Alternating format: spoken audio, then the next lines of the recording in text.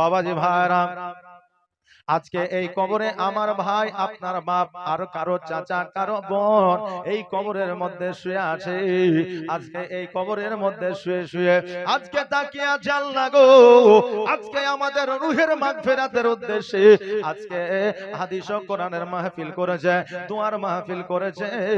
আজকে আমার সন্তান যখন আমার জন্য দোয়া করবে, আজকে আমার সন্তান আমার জন্য যখন দান খায়রাত করবে, আল্লাহ গো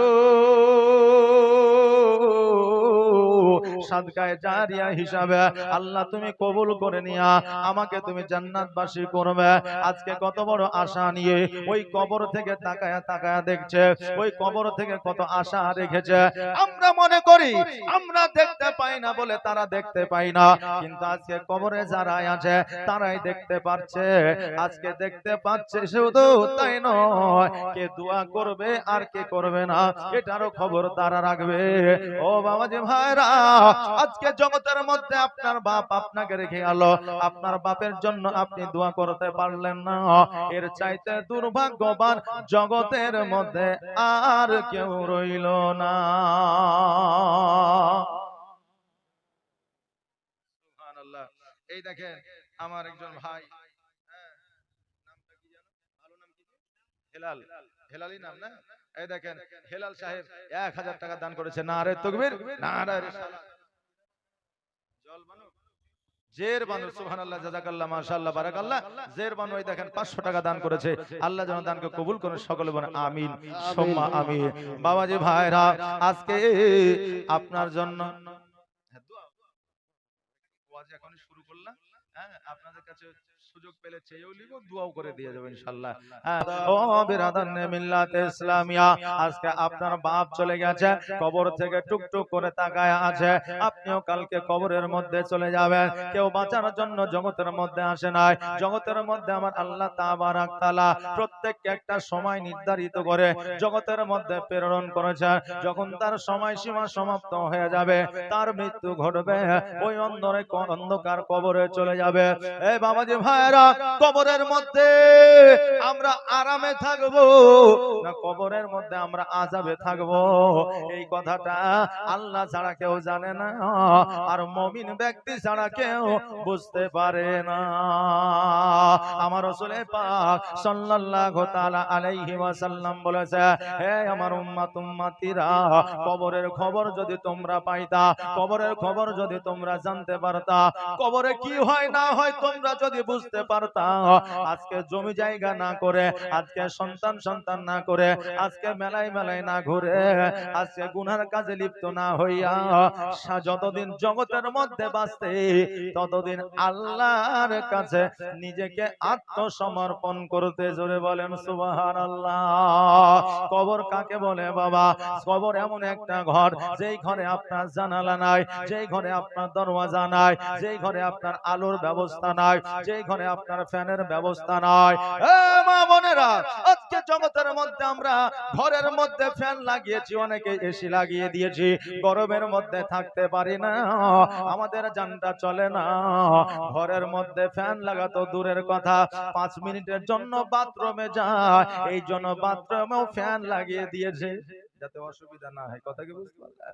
ওরে আমার মা, আজকে বাথরুমে 5 মিনিটের জন্য যাওয়ার জন্য যদি বাথরুমে ফ্যান লাগাতে হয়, আজকে জগতে 60 থেকে 70 বছর, 100 বছর বাঁচি, তারপরে আমরা কবরে চলে যাই। যেই কবরে অমর ভর থাকতে হবে, ওই কবরে ফ্যান নাই, পাখা নাই, ওই কবরে আলো নাই, ওই কবরে আপনার জানালা নাই, ওই কবরে আপনার দরওয়াজা নাই।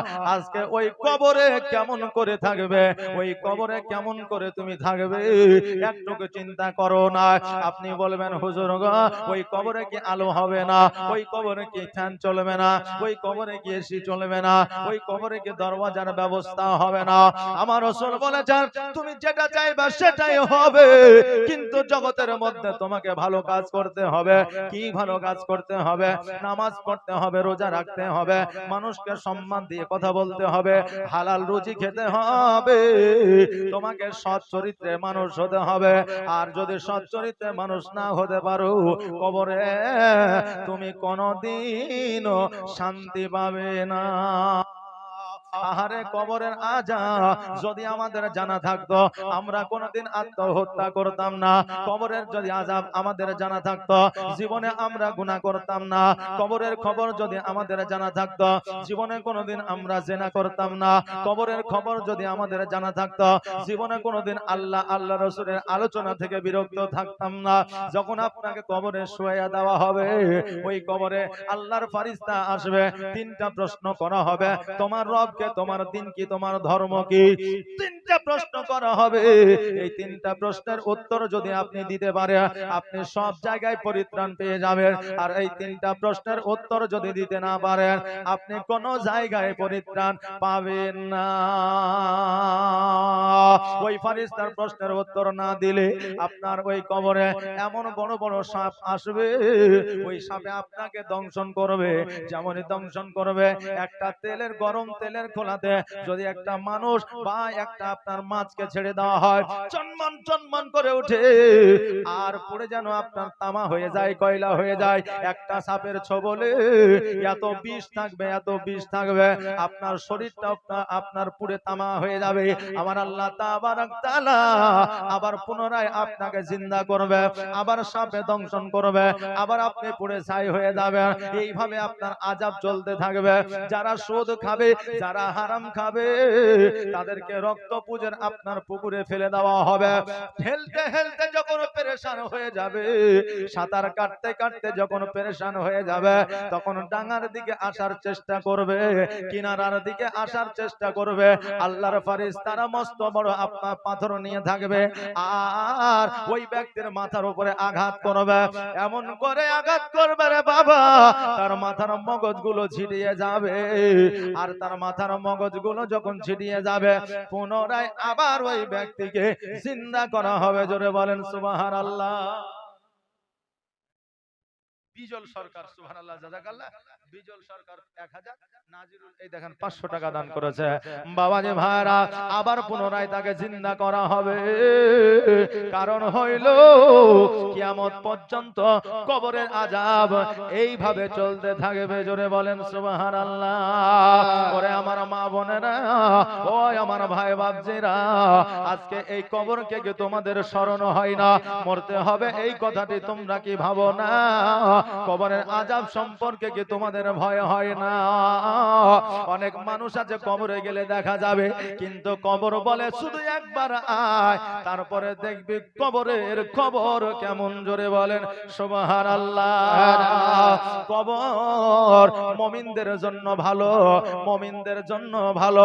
যারা মুমিন হবে একটা ওই কবরটা হলো আপনার আযাবের কারখানা। অতএব কবরকে ভয় করুন আর আল্লাহ রাসূলের পথে চলুন। আমার দয়ার নবী, মায়ার নবী সাল্লাল্লাহু তাআলা আলাইহি ওয়াসাল্লাম বলেছে, বান্দারে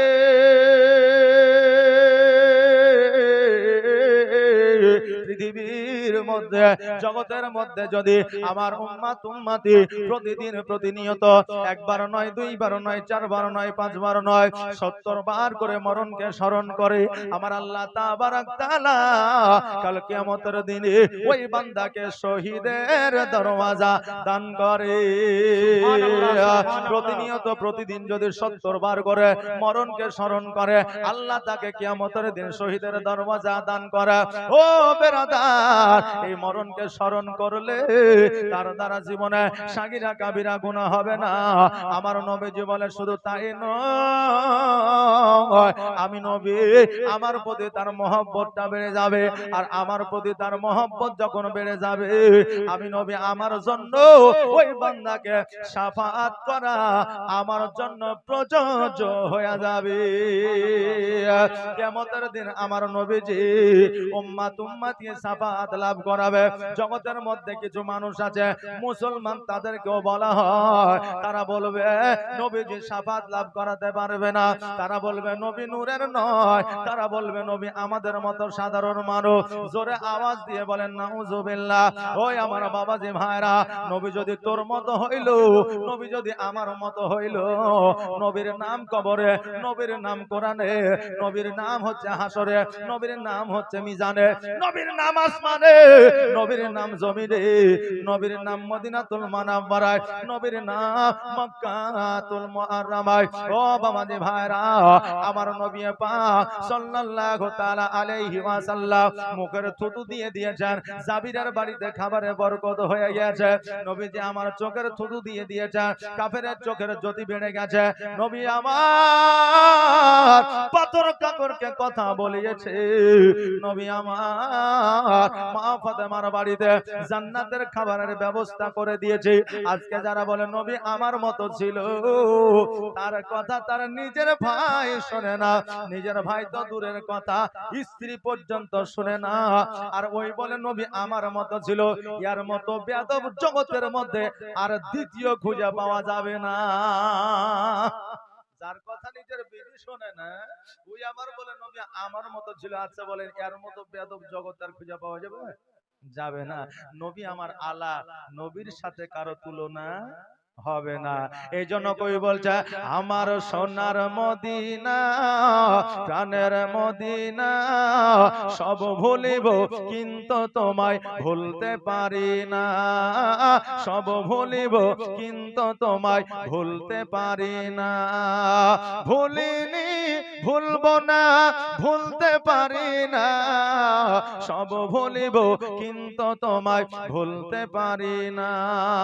ইয়াসরিব নামে তুমি ছিলে অলক্ষণের দেশ, বড়ই মারা তোক যে ছিল আমার, বড়ই মারা তোক যে ছিল তোমার পরিবেশ। ইয়াসরিব নামে তুমি ছিলে অলক্ষণের দেশ, বড়ই মারা তোক যে ছিল তোমার পরিবেশ। নবীর ছোঁয়া লেগে তুমি সোনার মদিনা, নবীর ছোঁয়া লেগে তুমি সোনার মদিনা। সব ভুলিব কিন্তু তোমায় ভুলতে পারি না। আমার সোনার মদিনা, আমার প্রাণের মদিনা, সব ভুলিব কিন্তু তোমায় ভুলতে পারি না। আল্লাহুম্মা সাল্লি আলা সাইয়্যিদিনা মাওলানা মুহাম্মাদ ওয়া আলা আলি সাইয়্যিদিনা মাওলানা মুহাম্মাদ। যেই নবীজি আমাদেরকে কিয়ামতের দিনে শাফাআত লাভ করাবে, যারা বলে নবী শাফাআত লাভ করাতে পারবে না, ও বাবারা শুনে নাও, শুনে নাও। যেই বান্দা, যেই উম্মতি ঘোষণা হয়ে যাবে তারা জাহান্নামের মধ্যে যাবে, তাদেরকে জাহান্নামে নিক্ষেপ করা হবে। ওই উম্মতি সকল পয়গম্বরের কাছে যাবে, হযরতে আদম আলাইহিস সালামের কাছে যাবে। আদম আলাইহিস সালাম বলবে জান্নাতে নিয়ে যাওয়ার জান্নাতে নিয়ে যাওয়ার জন্য আমি আদম আলাইহিস সালাম আমার দ্বারা হবে না। হযরতে মুসা আলাইহিস সালামের কাছে যাবে, উনিও বলবেন আমার দ্বারা হবে না। ইব্রাহিম আলাইহিস সালামের কাছে যাবে, উনিও বলবে আমিও পারবো না। হযরতে মুসা, হযরতে ইসমাঈল আলাইহিস সালামের কাছে যাবে, উনিও বলবেন আমার দ্বারা সম্ভব না। মুসা কালিমুল্লাহ বলবে শোনো রে, আজকে তোমরা এক এক করে সকল পয়গম্বরের কাছে যাইতেছ, তবে শুনে নাও, শুনে নাও, তোমাদের যদি কেউ শাফাআত লাভ করাইতে পারে একমাত্র আখেরি পয়গম্বর মুহাম্মদ রাসূলুল্লাহ সাল্লাল্লাহু তাআলা আলাইহি ওয়াসাল্লাম পারবে, দ্বিতীয় কেউ পারবে না।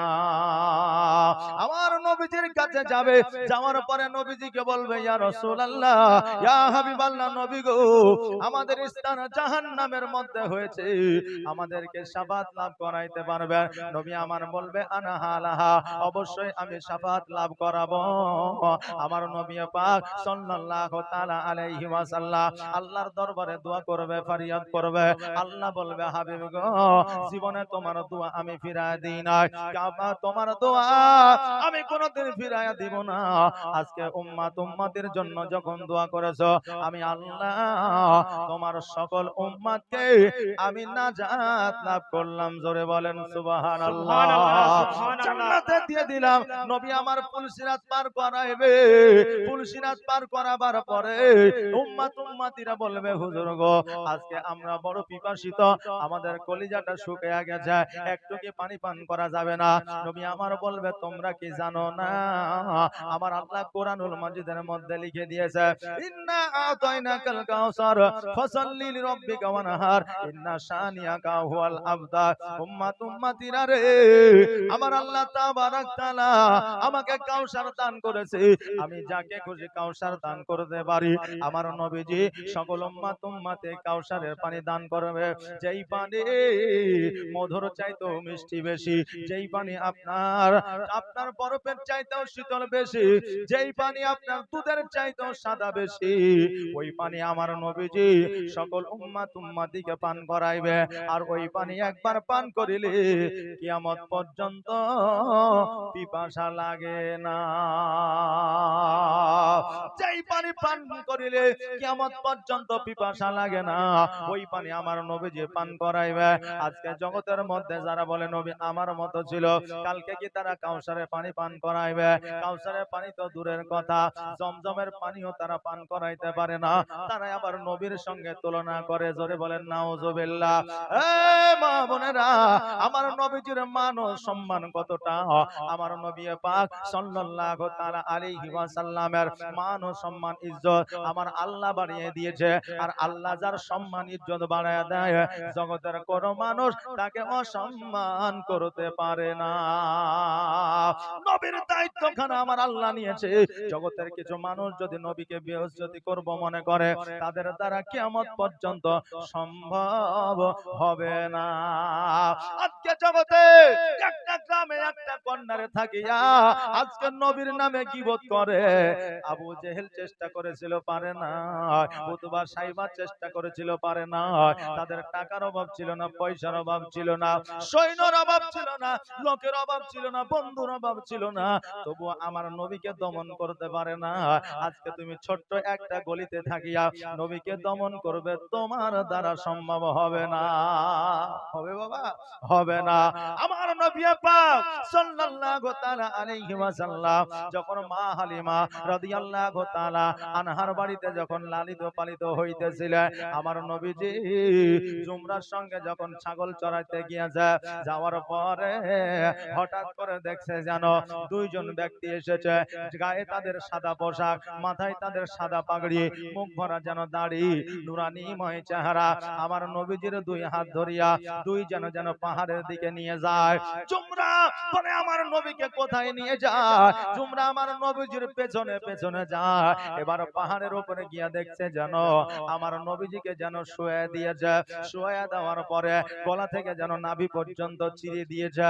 আর দুই দিককার আপনার চামড়াগুলোকে, মাংসগুলোকে দুই দিকে যেন আপনার শার্ট করে ফেলা দিয়েছে। একটা মানুষের যখন হার্ট অপারেশন করা হয়, তখন দেখবেন বুকটাকে আপনার কেটে দেওয়া হয়, ওই রকম আমার নবীজির গলা থেকে যেন আপনার নাভি পর্যন্ত কেটে দিয়েছে। তোমরা চিন্তা করে, আল্লাহ আমার ভাই মুহাম্মদ আর হয়তো জগতের মধ্যে বেঁচে নাই। জলদি করে মায়ের কাছে যায়, ছুটতে ছুটতে হালিমার কাছে গেলেন। যাওয়ার পরে দুই চোখের পানি ছেড়ে দিয়ে বলে, মা আমার ভাই মুহাম্মদ আর বেঁচে নাই। হালিমা বললে, কেন রে বেটা? বলে, মা গো, দুইজন ব্যক্তি আমার নবীকে নিয়ে গেল, পাহাড়ের উপরে নিয়ে যাওয়ার পরে গলা থেকে নাভি পর্যন্ত কেটে দিল। মা দেরি করিও না, দেরি করিও না, জলদি করে চলো গো মা, এতক্ষণ আমার ভাই আর বেঁচে না। যেমন এই কথা বলা, আমার হালিমা তো সাদিয়া রাদিয়াল্লাহু তাআলা আনহা যেন বাবা আপনার দৌড়াতে আরম্ভ করলে, দৌড়াতে দৌড়াতে গিয়া ওই পাহাড়ের দিকে আপনার উঠতে আরম্ভ করলে। পাহাড়ে উঠার পরে দেখছে যেন আমার নবীজি একটা পাথরের উপরে মনটা ভারী করে যেন বসে আছে। হালিমা বলে, বেটা মুহাম্মদ, আজকে জুমরা বলল তোমার বুকটা নাকি চিরে দিয়েছিল, দুইজন ব্যক্তি নাকি এসেছিল। নবী আমার বললে হ্যাঁ মা। বলে ও মুহাম্মদ, আজকে তোমার বুকটা যখন কেটে দিয়েছিল এটা কি সত্যি? বলে হ্যাঁ। বলে তোমার জামাটা খুলো আমি একবার দেখি। নবীজির জামা মুবারক যখন খুললেন, খোলার পরে বুকের মধ্যে আপনার কাটা তো দূরের কথা, দাগ পর্যন্ত নাই। জোরে বলেন সুবহানাল্লাহ। নবীজির বুকে দাগ পর্যন্ত না।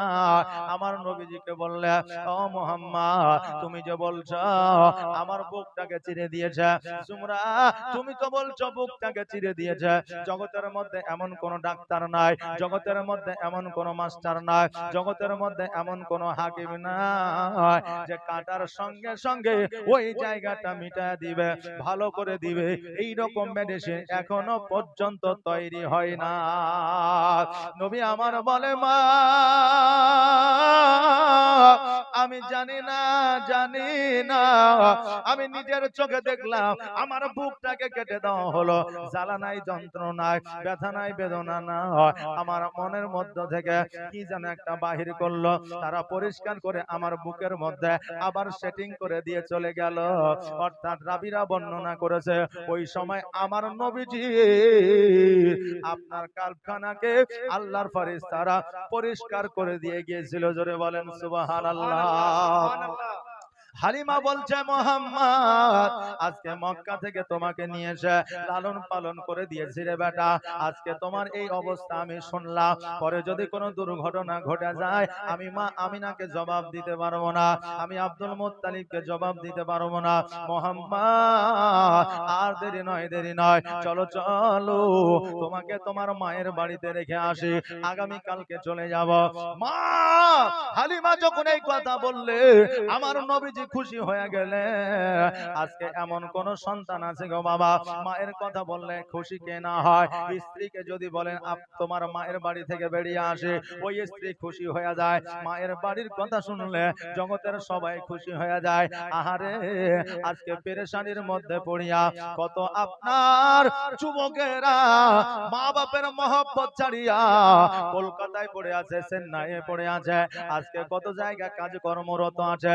এই যে আপনাদের ঈদ চলে গেল, অনেকেই বাপের মুখ দেখে নাই, অনেকেই সন্তানকে দেখে না, সন্তানের চোখে সুরমা লাগিয়ে দিতে পারে না। মায়ের কাছে সন্তান আপনার মায়ের কদম তলে চুম্বন দিতে পারে না। কর্মক্ষেত্রে তারা বিদেশে আছে, যখন কর্ম শেষ করে বাড়ির দিকে আসে, এদের মতো খুশি জগতে আর কেউ হয় না। জোরে বলেন সুবহানাল্লাহ। মায়ের কথা শুনলে সন্তান খুশি হয়ে যায়। নবী আমার বললে মা গো কাল কখন যাবা, কোন সময় যাবা? আমার হালিমা বললে মুহাম্মদ আগামী কালকে সকাল বেলায় শুভে সাদেকের সময় রওনা হয়ে যাব। অনেক দূরের রাস্তা, যেহেতু অতএব মরুভূমির রাস্তা, সূর্যের তাপ যেন বেশি না হয়ে যায়, এই অবস্থায় আমি বার হব। সকাল হয়েছে গো। আমার মা হালিমা আমার নবীজিকে গোসল বানায়া দিলে, গোসল বানায় দেওয়ার পরে চোখে সুরমা লাগায়া দিলে, আমার নবীজিকে পোশাক পরিধান করায়া দিলে, আমার নবীজির হাতের আঙুলখানা ধরে নিয়া মক্কার দিকে যেন রওনা দিয়ে দিলে। মরুভূমির বালিতে চলতে আরম্ভ করলো। এবার যখন মধ্যপথে আগিয়ে গিয়েছে, সারা রাস্তা ফাঁকা, আপনার সারা রাস্তা খালি, শুধুই মরুভূমি আর মরুভূমি। সূর্যের টেম্পারটা যেন বেড়ে গেছে। হালিমা বলতেছে মুহাম্মদ, ও মুহাম্মদ শোনো, আজকে আমরা এই বাবলা গাছের নিচে আরাম করে নিব। এখানে কোনো বাড়ি নাই, ঘর নাই, তবে একটা বাড়ি দেখা যায়, ওই বাড়িতে তালা মারা, ওই বাড়িতে দরওয়াজা বন্ধ, অতএব আমরা গাছের নিচে আরাম করে নিব। মুহাম্মদ বললে মা গো তুমি যেটা চাও সেটাই করো, আমার কোনো অসুবিধা নাই। আগে হেঁটে হেঁটে ভ্রমণ করতে হতো, টুকটুকি ছিল না, মোটর বাইক ছিল না, আপনার কার ছিল না। আপনার আজকে থেকে 10 বছর আগে লক্ষ্য করলে এত যানবাহন আমাদের দেশে ছিল না। ছিল জি? ছিল না। অনেকে কুটুম বাড়ি হেঁটে যেত, নাইলে সাইকেলে যেত। ও বাবা যে ভাইরা, তখনকার আমলে হেঁটে হেঁটে যাইতে হতো, নইলে উটের পিঠে যাইতে হতো। তবে উট সবাই ব্যবহার করতে পারতো না, কারণ সবার কাছে তো সেই মূল্য টাকা পয়সা থাকতো না। হালিমা বলতেছে, বেটারে পেরেশান হয়ে গেছে, এলে গেছে, আসো এই জায়গায় একটু আরাম করে নি। আমার হালিমা বাবলা গাছে যেন হিলান দিয়া চোখটাকে একটু বন্ধ করেছে, অমনি যেন ঘুম চলে এসেছে।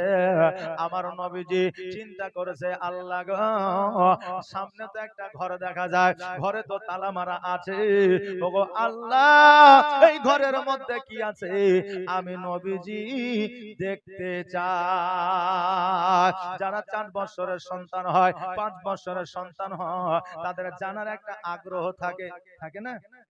জানার একটা আগ্রহ থাকে।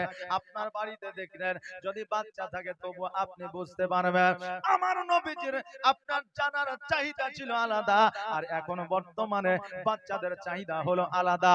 আগের বাচ্চাদের খেলাধুলা ছিল আলাদা, এখন বর্তমানে বাচ্চাদের খেলাধুলা হলো আলাদা। এখন আপনার খাওয়ার জন্য বাচ্চা কাঁদে না, এখন বাচ্চা টাকার জন্য কাঁদে না, এখন বাচ্চা শুধু মোবাইলে কার্টুন দেখার জন্য কাঁদে। আর কিছুদিন আগে তো বুঝলেন এমন একটা জিনিস ভাইরাল হয়েছে যে বাচ্চা বাচ্চা ছেলেরা পর্যন্ত টেঙ্গা টেঙ্গা করে বেড়েছে, নাকি রে? টেঙ্গা না টেঙ্গে, টেঙ্গে টেঙ্গে করে বেড়েছে। আমার বুঝলেন একটা মেয়ে আছে, বেশি বয়স না, 4 বছর হবে হয়তো, ওই বুঝলেন মোবাইলে কার্টুন ফাটুন দেখেছে, যে ও আবার টেঙ্গে টেঙ্গে করে বেড়াচ্ছে। তো বাচ্চা ছেলে শুনতে ভালো লাগছে। পরে আমার মিসেস বলছে যে এটা বুঝতে পারছেন না আপনি, মোবাইলে শুনেছে যে বলছে। আমি বললাম মোবাইল আবার এরকম জিনিস আছে নাকি? সবাই যখন এই টেঙ্গে টেঙ্গে করে বেড়াচ্ছে, তখন আমি বুঝতে পারলাম যে টেঙ্গে টেঙ্গের একটা মানে আছে। এবার মোবাইলে যখন সার্চ করে দেখছি যে আফ্রিকান একটা ফুটবলের মতো মাথা লিয়া, চোখ দুটাকে বাহির করে দেয়া, আপনার মুখটাকে কেঁচা সাপের মতো করে দিয়া টেঙ্গে টেঙ্গে করে চলে। আচ্ছা ব্যাপার, ওই আবার কোরআনের হাফেজ, ওই আবার কোরআনের হাফেজ, সূরা ফাতিহা পড়ছে, সূরা ইখলাস পড়ছে, সূরা নাস পড়ছে। আর আমাদের ছেলেরা শুনতে, আমাদের ওই দেখালিয়া ব্যস্ত আছে। বুড়া মানুষ পর্যন্ত আপনার মোবাইলে গান শুনে আর মিউজিক দেখে, আর বুঝলেন টিভি দেখে, কত রকম গল্প গুজব করে, কিন্তু এই ইবাদতের দিকে লক্ষ্য নাই। 60 বছর পার হয়ে গেছে, এখন বুঝলেন 60-70 বছর পার হয়ে গেল, ছেলেদের কাছে বলছে মোবাইল দে। নিজে তো মানে কিনতে পারছে না, ছেলেদের বলছে একটা মোবাইল দিস। মোবাইল বুঝলেন ছেলে দিয়েছে, তবু আবার লুঙ্গির তলে জাঙ্ঘার পকেটে ভরে রাখছে, যদি পড়ে যায় হারিয়ে যায়।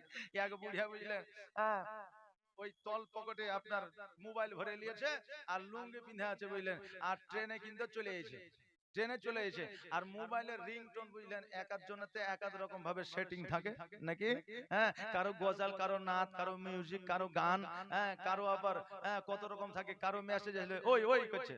আরে এটা আবার কি হলো রে? তুই এটা মেসেজ এলে হুজুর, মানে কালকে জালসা নিয়েছিলাম মালদা, এক ছাত্রকে তো মোবাইলে ওই ওই করছে, এরকম করছে কেন? তুই যে মেসেজ এলো, বুঝতে পারলেন না? তো এক একজনের এক এক রকম রিংটোন। ও বুঝলেন এই লুঙ্গির তলে হাফ প্যান্টের পকেটে মোবাইল ভরে রেখেছে, আর চট করে ফোন এসেছে, তো ফোনে বাজছে যে ফোনে বাজছে যে বলছে যে আমি কবে জওয়ান হব, যে জব হাম জাবা হোঙ্গে, এরকম একটা গান আছে বুঝলেন।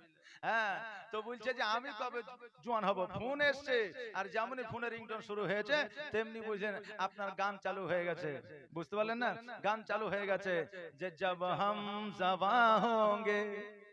তো লোকে বলছে তুই আর জওয়ান কবে হবি? তো জওয়ান থেকে তো বুড়া হলি, দেখি বলে।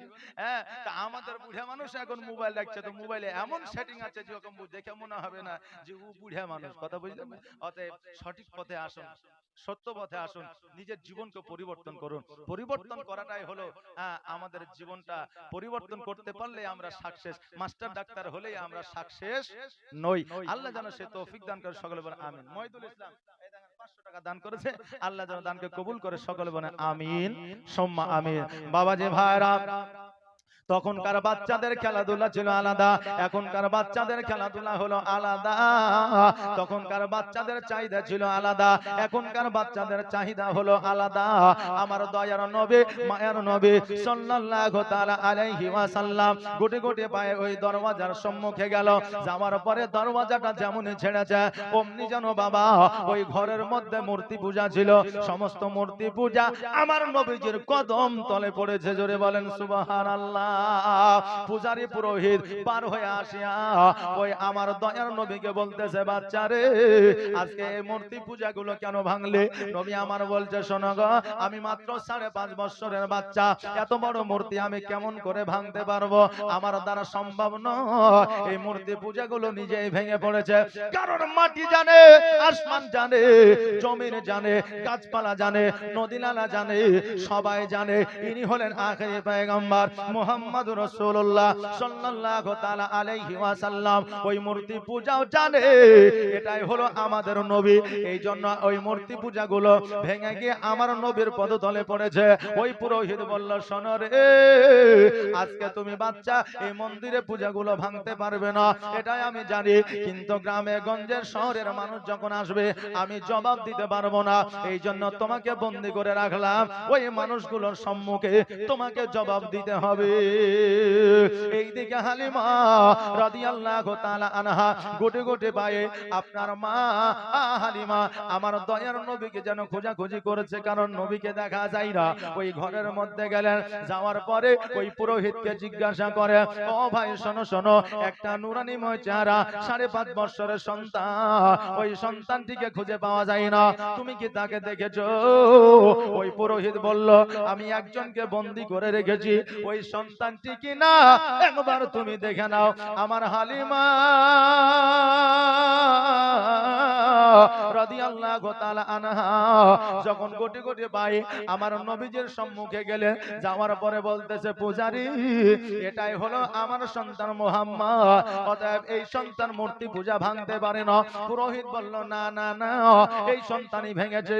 আমার হালিমা বলল, শোনো রে, এই বাচ্চাটা হলো সত্যবাদী, এই জন্য তাইফবাসীরা তাকে আল আমিন নামে আখ্যায়িত করেছে। জোরে বলেন সুবহানাল্লাহ।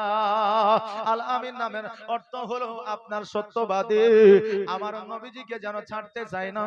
হালিমা বলল, পূজারি ও পুরোহিত শোনো রে, আজকে এই সন্তানটিকে আমি লালন পালন করি, আজকে মক্কায় যদি পৌঁছায় না দিতে পারি, আমি আব্দুল মুত্তালিবকে জবাব দিতে পারবো না। সঙ্গে সঙ্গে পুরোহিত বলতেছে, কি নাম বললে? বলে আব্দুল মুত্তালিব। বলে তার মায়ের নাম কি আমেনা? বলে হ্যাঁ। তার বাপের নাম কি আব্দুল্লাহ? বলে হ্যাঁ। তার বাড়ি কি মক্কা নগরে? বলে হ্যাঁ। বলে আপনি কি করে জানলেন? বললে, হালিমা রে, আমি তাওরাত ইনজিল জুবুরে পড়েছিলাম, আখেরি পয়গম্বর এই জায়গায় আসবে, এই জন্য আমি পূজারি হইয়া এই জায়গাতে উপস্থিত আছি। আসলে মূর্তি পূজা করার জন্য নয়, নবী যখন আসবে আমি তার হাতে হাত দিয়া কালেমা পড়ে মুসলমান হয়ে যাব, এই জন্য এই জায়গায় আমি বসে আছি।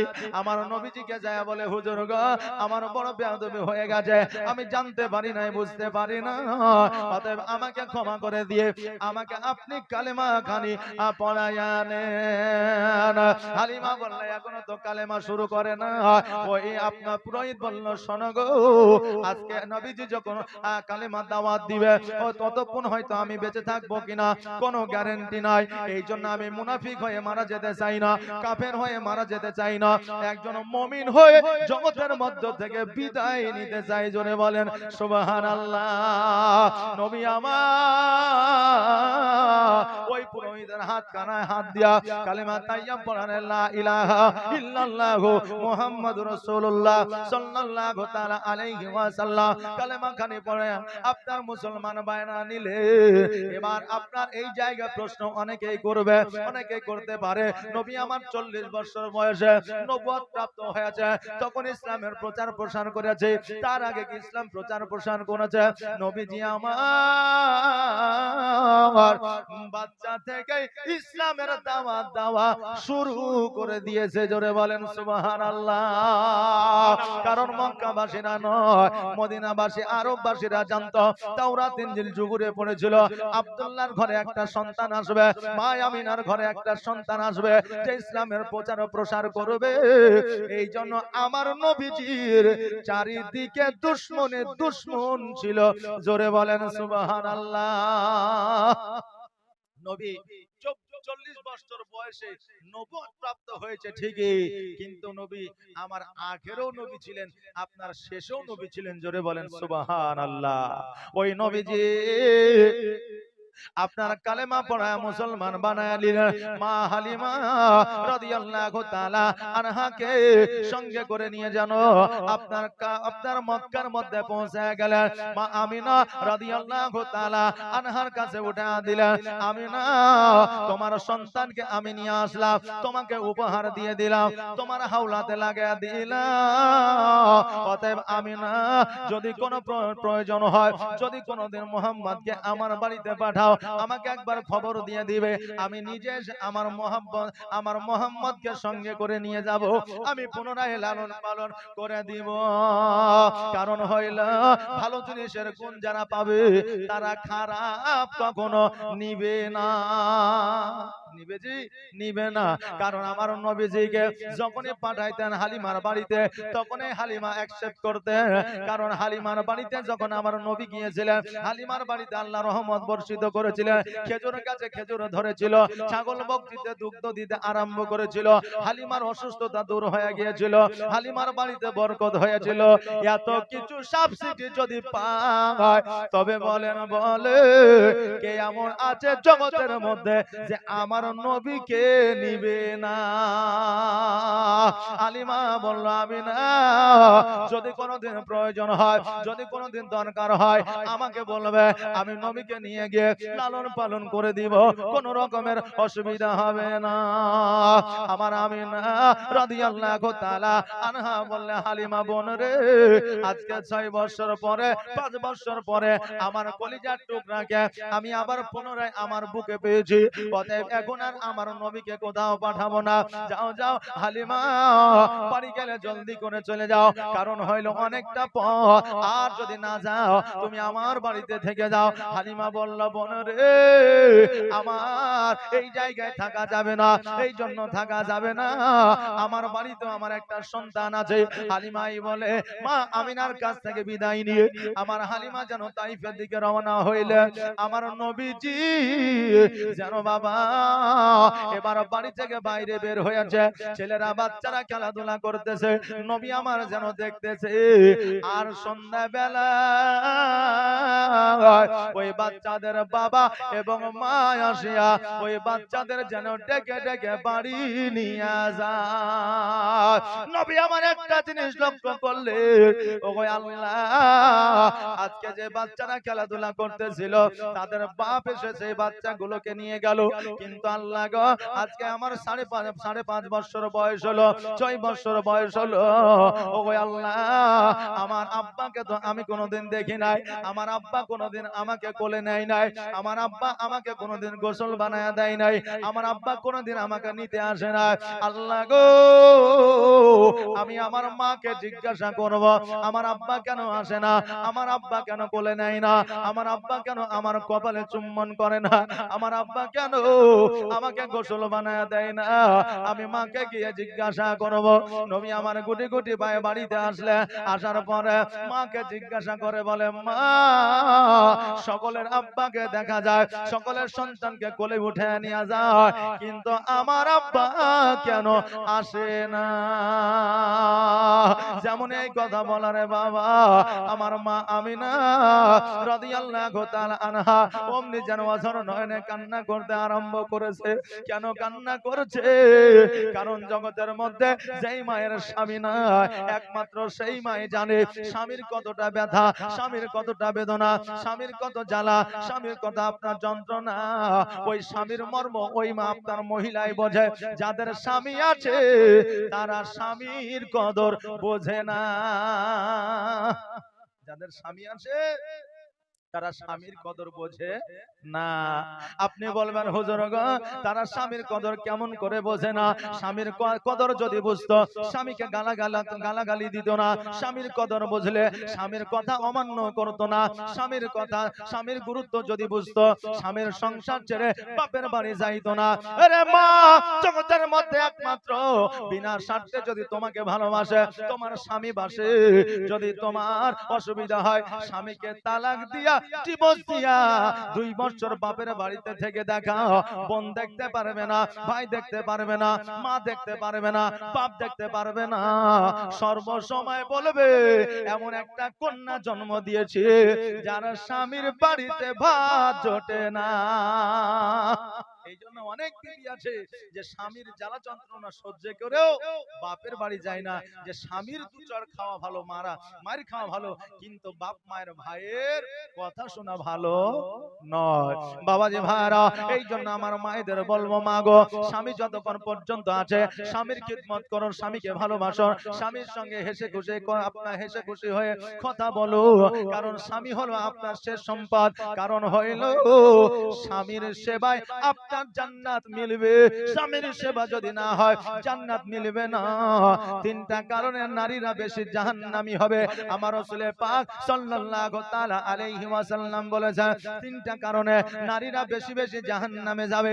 1 নম্বর কারণ হইল যারা স্বামীর কথা মানে না, 2 নম্বর কারণ হলো যারা স্বামীকে গালাগালি দেয়, 3 নম্বর কারণ হইল যারা স্বামীর কথা অবাধ্য করে চলে, যারা স্বামীর উপরে কথা বলে তো মুখে মুখে তর্ক করে, এই সমস্ত নারীরা জান্নাতে যাবে না। এই জন্য জান্নাতে যাবে না যে আল্লাহর হুরেরা ওই নারীদেরকে লানত দিতে থাকবে। জোরে বলেন সুবহানাল্লাহ।